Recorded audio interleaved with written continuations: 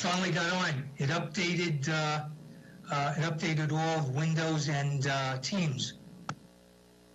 I had a new version.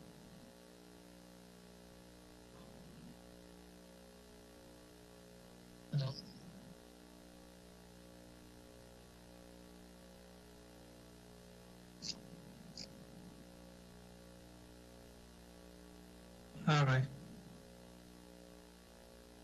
All right. How did everything go this morning? How did everything go? Yeah. All right. You know, thanks, buddy. Yeah. All right.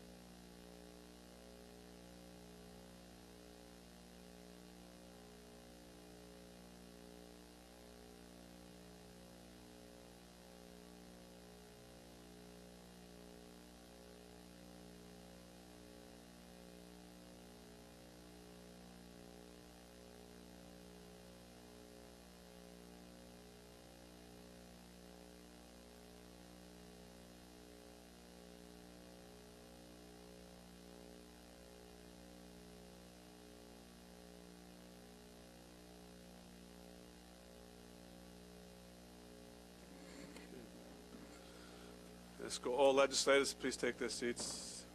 We can begin.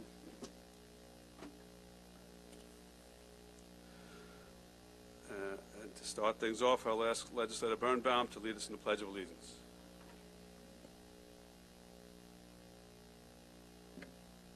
I pledge allegiance to the flag of the United States of America, to the republic which it stands, one nation, under God, indivisible, with liberty and justice for all.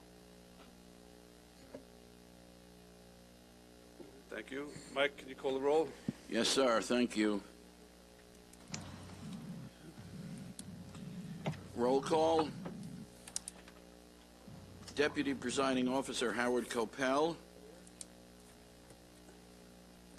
Alternate Deputy Presiding Officer Denise Ford. Here. Thank you.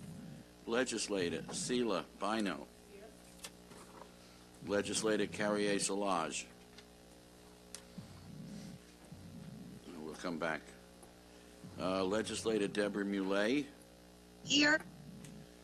Legislator C. William Gaylor III. Okay. Legislator Vincent Muscarella. Here. Legislator Ellen Birnbaum. Here. Legislator Delia DeRigi-Whitten. Legislator James Kennedy. Legislator Thomas McKevitt. Here. Legislator Laura Schaefer. Here. Legislator John Ferretti. Here. Legislator Arnold Drucker. Here. Legislator Rosemarie Walker. Here. Thank you. Legislator Joshua Lafazan. Here. Legislator Stephen Rhodes. Minority Leader Kavan Abrahams. Here. Thank you. Presiding Officer Richard Nicolello. Let me just come back to C. William Gaylor. Is he available? And Carrier Solage. We have a quorum, sir. Okay, thank you. We have one item of public comment, which was submitted by Richard Clolery and will be given to the stenographer and clerk's office and made part of the record. We do have two calendars to consider, a procedural calendar and a regular legislative calendar, which are both brief. There is, however, an item that the administration apparently is going to be filing, which we may or may not consider, but we'll probably break after we do these two agendas and make a determination at that point as to what to do with the item that the administration is going to be sending down. As to the procedural calendar, two items.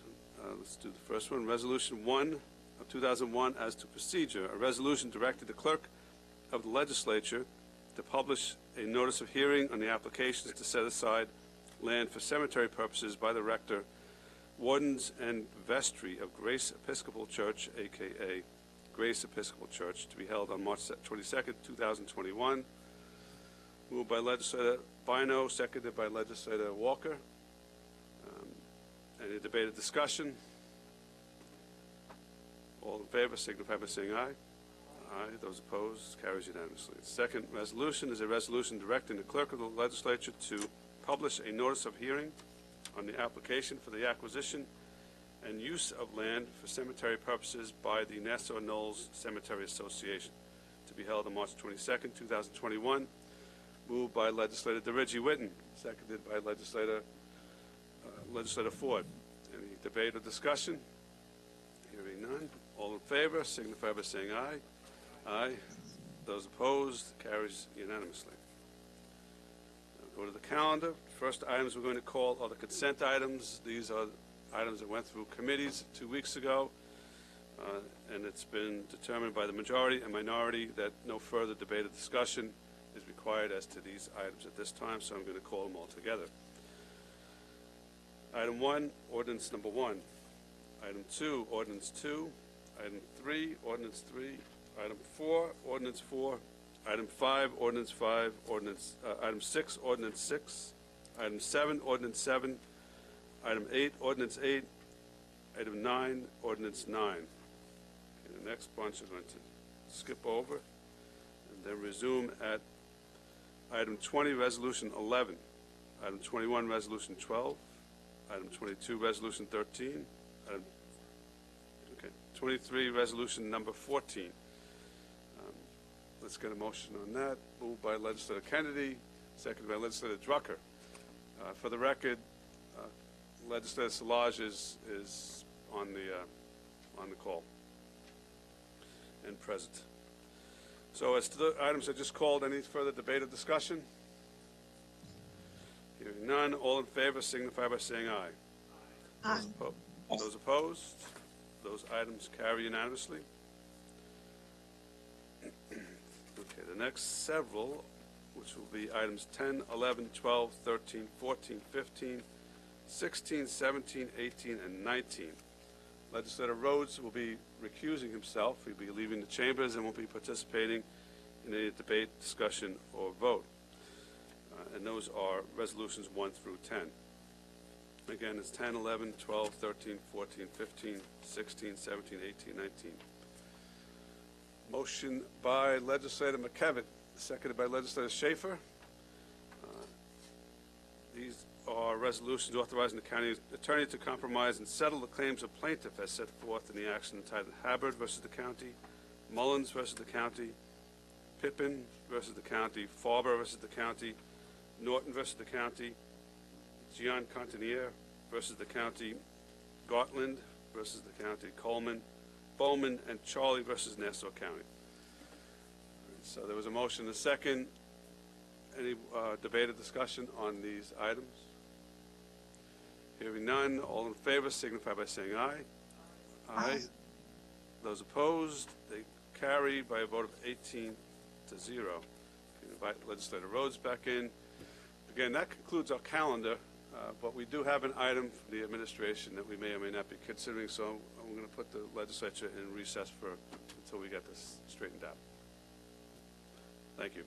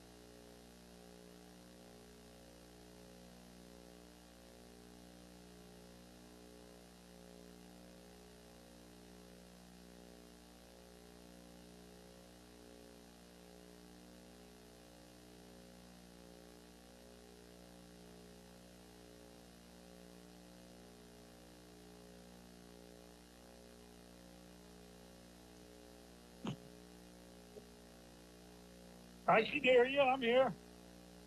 Yes, I hear you. Oh, that's all right. I'm here.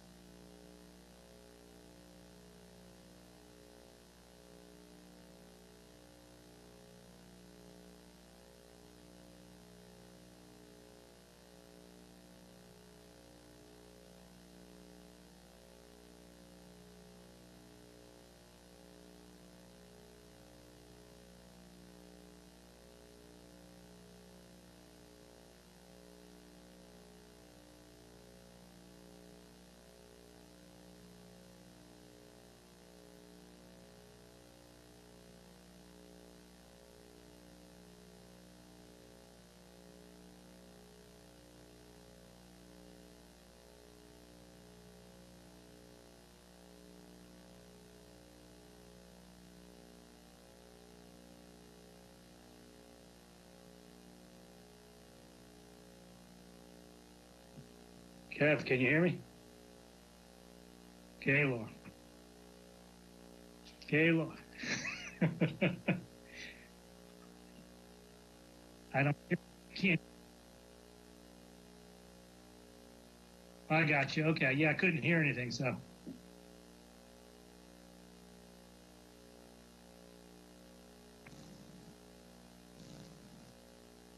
Yeah, they should be coming soon. I hear you, Bill. Thanks. Hey, Ben. Good to see you too.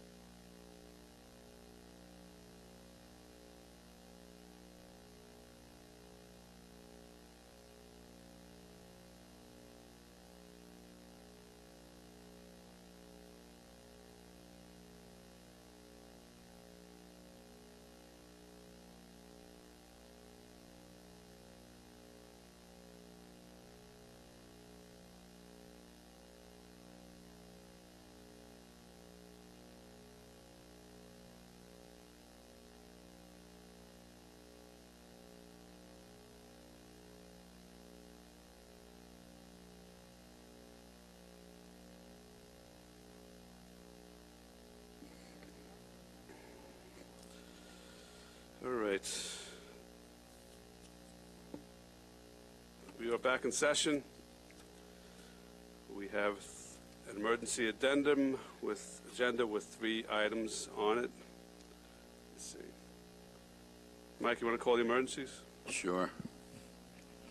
Emergency Resolution 1-2021, an emergency resolution declaring an emergency for immediate action upon a resolution to authorize the county's assessor and/or the county treasurer and/or the receiver of taxes of the town of North Hempstead to partially exempt certain real estate property situated in various school districts assessed to designated owners appearing on the assessment rolls for the specific school and/or county years pursuant to this resolution. Pursuant to this real property tax law, the county government law of Nassau County, and the Nassau County Administrative Code, a resolution to authorize the county assessor and/or the county treasurer and/or the receiver of taxes of the town of Hempstead to partially exempt certain real property situated in various school districts assessed to designated owners appearing on the assessment rolls for the specified school and/or county years pursuant to the resolution. Pursuant to the real property tax law, the county government law of Nassau County and the Nassau County Administrative Code, and a resolution to authorize the county assessor and/or the county treasurer and/or the receiver of taxes of the town of Oyster Bay to partially accept certain real property situated in various school districts assessed to designated owners appearing on the assessment rolls for the specified school and/or county years pursuant to this resolution. Pursuant to the real property tax law, the county government law of Nassau County, and the Nassau County Administrative Code. Okay, thank you. We have a motion to establish the emergency, moved by Deputy Presiding Officer Coppell, seconded by Legislator Drucker. Any debate or discussion on the emergency? All in favor of establishing the emergency signify by saying aye. Those opposed?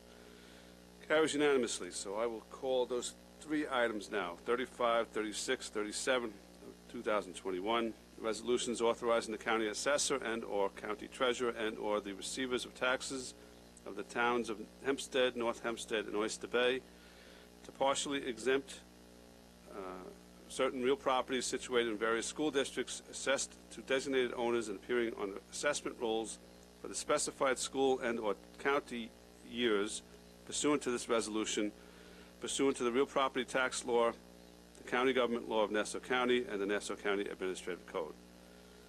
Moved by Legislator DeRiggi Whitten, seconded by Legislator Ford. So this is now before us. I know that there's some questions. Is there somebody available for the administration? Robert Miles, Deputy Assessor, back again. Okay. Legislator Ferretti. Thank you, Presiding Officer. Mr. Miles, hello again. Hello again, sir. Okay. So the hearing this morning, we were unable to identify specifically the properties that fell under this error, and it seems like in the matter of minutes, you were able to do so. Can you explain that? Been working on the data and the resolutions for the past few days. I didn't know that we were going to get this in today. I'm happy that the staff was able to work quickly and get this in. Obviously, you know, I was with you in the hearing from 9 o'clock this morning, so I'm glad everything moved quickly. I'm glad too. You know, it's just quite the coincidence that it took a 3.5-hour hearing, extensive questioning and exposure of this error for this emergency to be put before us. I think it was an emergency yesterday and an emergency the day before, and it's an emergency today. So I guess at the end of the day, I'm happy that this is before us and we're able to correct this now. I'm concerned if there are other errors out there that we as a legislature are not aware of. You know, does it take another hearing to uncover those? So No. okay. been working on this for a while. As I mentioned, we wanted to make sure we got everything.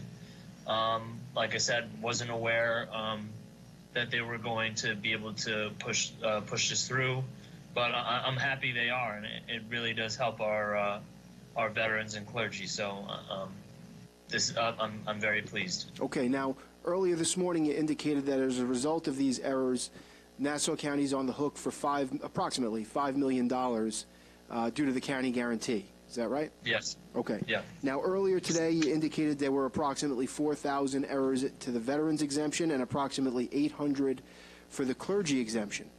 But now it's being reported that it's actually more like a total of 5,500, not 4,800.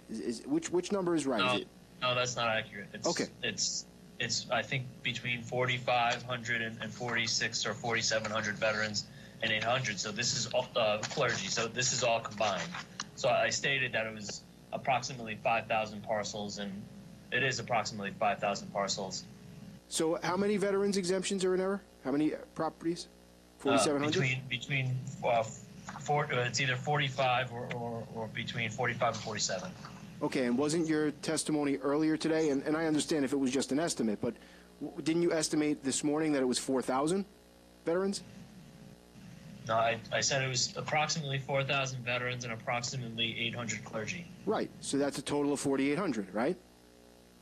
Okay, well, 4,500 is within the range of approximately, and 800 is approximately clergy. I think 5,000 was what I testified to, and 5,000 plus, but it's still 5,000 it is. And I stated that it was $5 million in refund liability, and it's still approximately $5 million in refund liability. Okay, I'm not trying to trick you here, and if these are approximations, that's fine. I just want to make sure that I heard right this morning. This morning I heard a total of 4,800, 4,000 approximately veterans, approximately 800 clergy. Now you're saying it's approximately 4,500 to 4,700 for veterans and approximately 800 for clergy. Are those fair reflection of your testimony? I don't see that there's that much of a. I told you what I had estimated. The petitions came in. It comes in as 4,500 and 800 something veterans. I think the testimony is accurate and it's fine. Oh. And I mentioned the $5 million in refund liability. Well, that's great. I'm glad you think it's fine. I'm not asking you if you think it's fine. I'm just trying to understand what you said this morning now. But I'm not going to beat the dead horse here. My next question is, now that we have approximately 500 or so more than what was estimated this morning, does that $5 million estimate still hold? Or yes, is the liability more as a result of these now 500 that apparently were found in the last couple hours? No, it's still there, and they weren't found in the last 3, 4, or 5 hours. The team has been working on this for a while. They really kicked into gear this weekend. Like I said, I'm pleased this is in front of you now, so we can really do some good and help the veterans and the clergy. Okay. The list of properties on this legislation, is that complete? Yes. Are there any veterans or clergy members who were taxed, sent erroneous tax bill as a result of this error from the Department of Assessment that are not included on this list? No, this is the full universe. Okay. Thank you, Presiding Officer. Thank you, sir. So, Mr. Miles, just let me ask you this. If this passes today, how quickly can you get this information to the receivers of taxes? I think within the next day or two, we can get the data over to the receivers. Okay. And then we can start printing out corrected bills. Now, you just gave assurances to Legislator Ferretti that this represents the entire universe. The concern that we all have, and the hesitation we all had, was the fact that you produced this hours after the hearing. And we're concerned that in a rush to get this done, that you left off veterans and or clergy members that should be on this list. So again, I'm going to ask you to repeat or reiterate that it is the administration's and Department of Assessment's representation that this list includes everybody who's affected. This list includes everyone. as I stated before, we've been working on this for a while, push it into gear over the weekend, and I'm happy to see that it's in front of you now. You know, it takes a while to move it through the system, you know, get all the different sign-offs, but we've been working on the data for a while now, so this is the full universe. Okay. All right, I understand that you've been working on it for a while, but none of us believe in coincidences that this happens to drop down as an emergency within hours of the hearing when this became an issue. So, Legislator Ford and then Legislator Rhodes.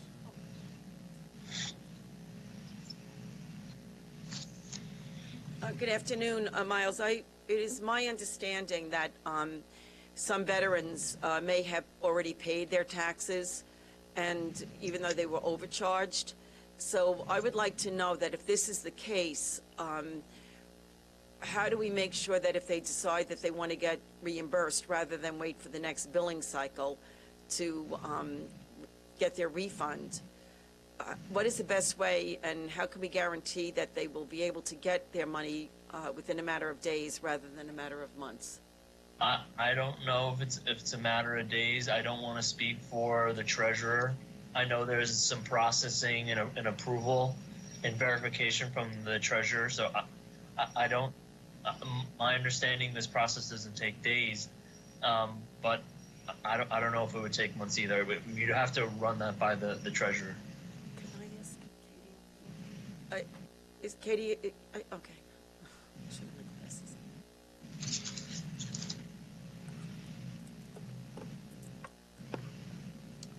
We'll ask the treasurer. We'll work with the treasurer to process these refunds as quickly as possible. I don't have a time frame, but we'll make sure that the treasurer knows to. Yeah, because obviously some of these veterans are older, you know, since they come from World War II and Korean War. And, you know, if they paid, and in my past experiences, I know when we have to validate everything, it just seems to go through the normal government clock, which isn't always acceptable. And I want to make sure that if they were so good as to pay their taxes on time and a little bit early, that they don't get punished, you know, for being very, you know, careful and cognizant of. We'll speak with the treasurer's office today. Okay, I really appreciate this. My other, thank you, Kay. I really, Miles, my other question is, because we were going through the list, we were trying to scan ourselves, just to, I guess, try to make sure if we knew or whatever who was on the list, and I wanted to make sure at least the city of, people in the city of Long Beach were also included. And something came across me, and I just have a general basic question. Sure. I have a, you know, West End Management, LLC, on this list, which I'm trying to figure out, like, how they would qualify for either as veterans or from World War II or clergy. You can still qualify for exemptions under different names, but I'll check that one just to double check. But Yeah, it seems like it's the only one going through the list that had, you know, names like that. You know, that's how they were listed. So it could also be a transfer of property from one to another, and the exemption followed. Okay. All right. Thank you very much. Thank you. I appreciate that. Okay, it's Legislator Rhodes, Legislator Gaylor, Legislator Schaefer, and then Legislator Muscarella. Thank you, Mr. Presiding Officer. Just, Mr. Miles, I appreciate the fact that you're saying that it's nice to be able to help veterans and clergy, and certainly we want to make sure that we're doing that. But what really would have been helpful to veterans and clergy was for us to actually have identified these errors and corrected them weeks ago. Now, you're telling me not to be concerned about the fact that these 5,500 names are being dropped on us at the last minute, and we're supposed to accept on face value that this is an exhaustive list of the number of veterans that were impacted by this and the number of clergy that were impacted by this. You're telling me that this isn't a last-minute thing, that you've been working on it for a while. How many weeks ago did the Department of Assessment and did the county executive figure out that you made this mistake? And why was it only being kicked into gear this weekend in advance of today's hearing to actually come up with a solution? It's not weeks. We probably found out, you know, in the beginning of the week, the extent of the issue. Well, today's Monday, so this is the beginning of the week. I apologize. The beginning of last week, and we had a the accounting division, the IT division, quality assurance division just go to work and comb through the entire assessment roll. And to their credit, and I've said this before, even despite the circumstances in a pandemic-riddled year, they really pushed through and they got the data in. So how do we actually know? Because obviously us having this list for I don't know about 45 minutes at this point, there's no way for us to be able to determine whether constituents that have contacted our office are actually on the list. There's no way for us independently to be able to check and make sure this is exhaustive. There's no opportunity for us to be able to reach out to our constituents before voting on this to make sure that additional people who are affected aren't out there and aren't included on the list. How do we know that this is actually an exhaustive list? The staff took measures, went through ADAPT, went through the entire assessment, went through all the exemptions, and their exhaustive study and their analysis came up with this list. My understanding is the intent of getting this in now is to enable the receivers to put in corrected bills so that veterans don't have to pay due to the ADAPT error. So I think that's the intent. The intent isn't to surprise anyone. The intent is to work as quickly, as efficiently as possible to actually help veterans from paying due to the computer error. Well, of course, it would be nice if we didn't make the error in the first place, because that would have avoided the problem. That would have avoided the problem in its entirety. So let's assume for a moment, since look, we're dealing with an assessment process that. I mean, if I had $1 for every error that we've had in this assessment process, as much as you want to say it's been accurate, I'd be rich. Let's assume that this is not exhaustive. Passing this today does not preclude us from adding additional names if and when it's discovered that there are people that should have been on this list that are off of it. I mean, this list is exhaustive, but nothing stops the legislature from approving correction of error resolutions like they have in the past and years before this and years going forward. There's a separate article in the real property tax law that sets out the procedures for approving corrections. So this is, standard operating procedure in terms of getting, errors, which is a, statutory term, corrected. So I'll ask the same question to you now that I asked earlier at the hearing.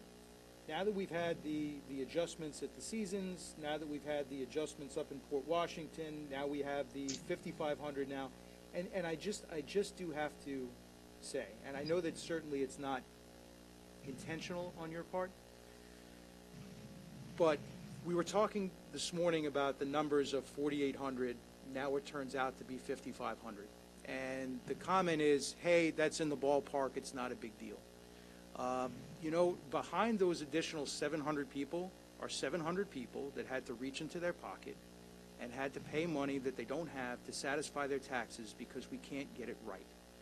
And, that's the hold on, not done. The 700 are different, or I made an estimation based on a number. And like I said before, we are veterans here. We support veterans here. We have family members who are veterans here. So, saying that my approximation is a characterization of how we feel about people in this county, I don't think that's correct. My point is that we seem to treat these numbers somewhat cavalierly in the sense that, the difference between 4,800 and 5,500 is probably 16, 17%. Just like we're saying that, hey, if we get our assessment right to within 10%, we can pat ourselves on the back. For the 10% that we're getting it wrong, making them go through the process to hopefully get resolution to it where the burden of proof is on them, that just doesn't strike me as being good enough. And we have to do better, especially in light of all of the problems that we've had with this assessment, which now are only going to be compounded because we're now doing the same things that we said got us into a problem in the first place.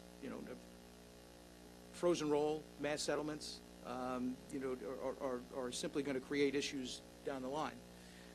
But I did just want to confirm, though, that if there are additional mistakes down the road that are identified, we do have the opportunity to be able to, again, correct those mistakes, and that addressing this petition today does not foreclose that opportunity, correct? Nothing here forecloses for future correction of error petitions. And if we are able to identify additional, and incidentally, now that the Department of Assessment has done this check, will they be going back in a more timely fashion and in a more exhaustive fashion and rechecking the numbers to make sure that we've captured everyone? I can assure you we captured everyone, but we are going to continue to review everything, with this the special district issue for future tax bills as well. And the same question as this morning, are we sure at this point that this is the last of the errors that we're going to see? Or are there more still lurking out there? I don't foresee or predict any errors. The only Well, I asked the same other question thing- when we were talking about the seasons, and that was the same answer, so. I understand. The only other thing I can think of is at some point we're going to approve the good cause seniors for who filed late. We're going to, but that's a good thing is we reviewed the seniors, saw their qualifications, reviewed their letters, and they qualify for exemption. So that's a real positive there. So you may see that in the future. And by the way, if we hadn't had this hearing this morning, when exactly were we going to get this petition? I'm sorry? If we hadn't had this hearing this morning, and as you put, the Department of Assessment kicked it into gear, when would we have gotten this petition? I am not in charge of putting the legislation in and submitting the legislation, but we worked fairly diligently to get through this and process the petitions as quickly as possible. And thank you, Mr. Moss. Thank you, sir. Legislator Gaylor, and then Legislator Schaefer.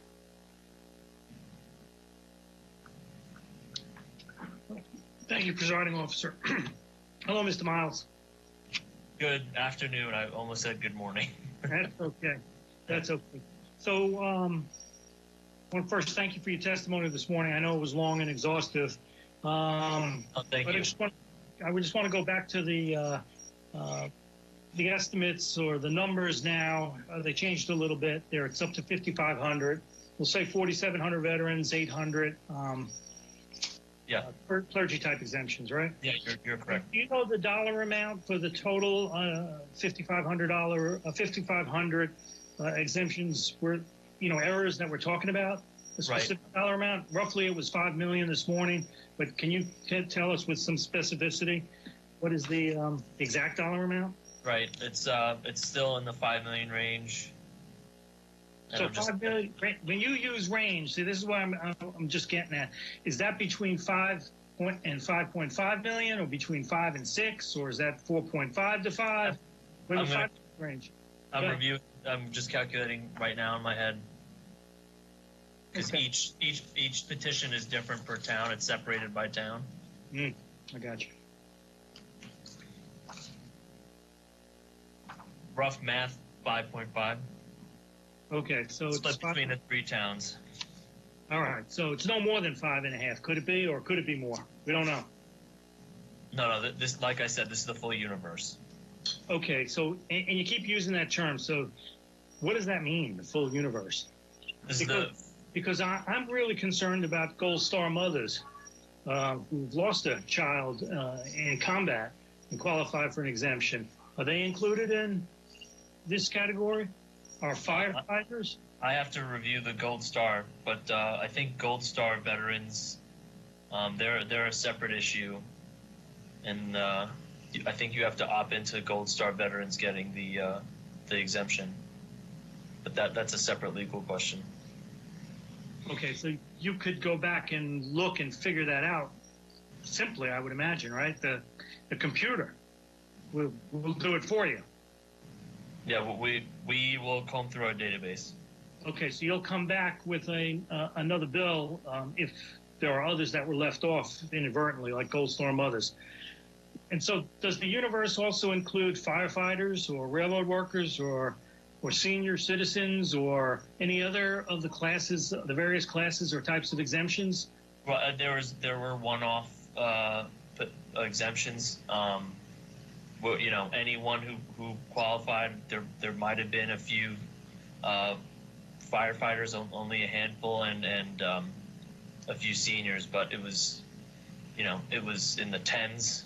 You know, this is the significant issue from the computer era. No, I understand that, and this is 5,500 names, but there are another unknown amount of people who were affected with these errors that we haven't really discussed or quantified yet. Is that correct? No, that's not correct. We reviewed all the exemptions. Okay.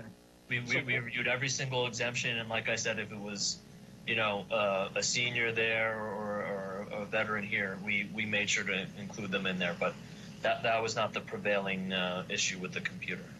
Okay, but Gold Star mothers are kind of a separate, distinct out of this group? If I think about the, it's the qualification of the Gold Star veterans. They're separate. I'd have to look back. All right. Would you please go back and look and make sure that our Gold Star families are looked after? No, everyone who qualified for exemption is in this batch. Okay. So can you, going back to the line of questioning, I think Mr. Ferretti asked, when did the Department of Assessment first become aware that there were these errors with veterans and clergy? I don't know the exact date, but I think the week previous to this one was when it came into full view and we were understanding the full analysis. Did we, and when I say we, did the Department of Assessment or the county executive or the administration put out any information or write a letter or do a press release informing veterans to double check their numbers or don't pay or what was how did we get the word if we did, which I don't think we did, but what measures did we take to communicate with our constituents about these errors? I am not aware of the communications. I think we were trying to just get our hands around the you know, the population that was affected, and that was you know, our team's goal for the week is, you know, just to figure out who was impacted. Okay, so what you're saying is the Department of Assessment didn't put any information out either on its website or send letters to anybody. Would that be correct? Not that I'm aware of as of now. Okay, and so the Department of Assessment didn't, and you're not sure what the county executive did. Well, I can tell you the county executive didn't do anything, okay? Because I've received numerous calls, complaints. I'm still getting them now while we're in this hearing and people are watching. Nobody from the administration, nor did the county executive, care enough about our veterans. And that's the repeated pattern year after year. It's okay to mess with veterans or their exemptions, and nobody says the buck stops with me. The county executive continues to fail in her duties as the chief administrative officer for this government, and we shouldn't tolerate it. Okay, and I think the frustration is really getting to a level that's significant and needs to be noted. I have nothing further, Mr. Miles. Thank you very much. Thank you, sir. Legislator Schaefer. Okay, thank you. My question was pretty much answered. I just really wanted to make sure that every eligible veteran and clergy member was included on the list, and you did say that you believe so, but that you're also, the county and the administration is open to correction if that, you know, we find some information that says otherwise. So, thank you. Thank you, ma'am. Any other legislators? No. Okay. I'll just reiterate at the end what Legislator Ford had indicated. We want to make sure, and we will stay on top of this, that for those that did pay their taxes, we'll do a refund, that those refunds go out as soon as possible. There was a issue a couple of years ago, maybe less time than that, but that it took months to get those refund checks in the hands of the people who were overcharged. So we're going to stay on top of that. Any other debate or discussion? Hearing none. All in favor signify by saying aye. Aye. Those opposed, carries unanimously. Motion to adjourn by Legislator Rhodes, seconded by Legislator Drucker. All in favor of adjourning signify by saying aye. Aye. Those opposed, carries unanimously. We're adjourned.